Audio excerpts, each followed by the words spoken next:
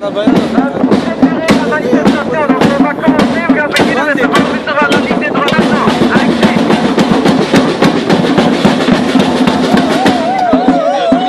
Bonjour à tous. Ok. Je m'adresse à vous en ma qualité de président de la Ligue des droits de l'homme. Et comme vous le criez, we want justice. We want justice. Devant l'Office des étrangers Alors, au commissaire général aux réfugiés, nous demandons de revoir sa position par rapport à la situation en Afghanistan. Il dit lui-même qu'il est une instance indépendante qui prend ses décisions hors considération politique. Qu'il fasse dès lors son travail de réévaluer les dossiers et de réévaluer la situation en Afghanistan pour que les personnes qui ont besoin de la protection puissent en bénéficier.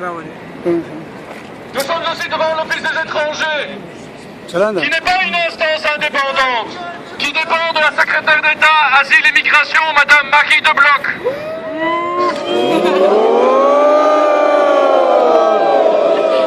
C'est son administration et elle peut donner des consignes à son administration.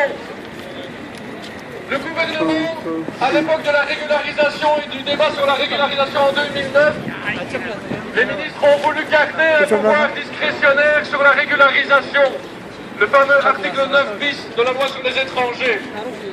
Et bien qu'elle utilise son pouvoir discrétionnaire, qu'elle fasse son travail, elle peut tenir compte de la situation humaine des familles afghanes qui sont intégrées ici en Belgique, dont les enfants vont à l'école par un titre de séjour en Belgique, vu qu'on ne peut pas les renvoyer là-bas.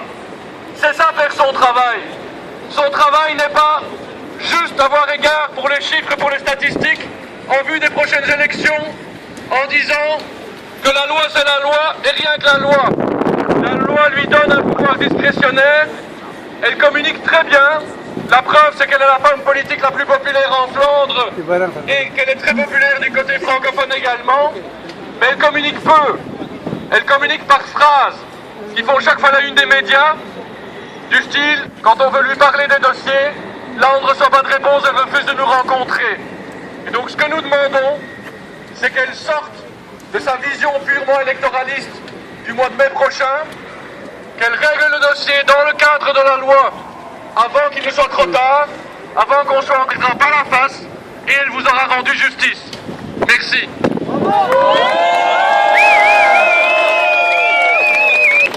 On a une prochaine oratrice importante de la Ligue des familles, Anne-Marie Dieu. Afghanes déboutées du droit d'asile se sont réfugiées dans les anciens locaux de la Ligue des familles à la rue du Trône.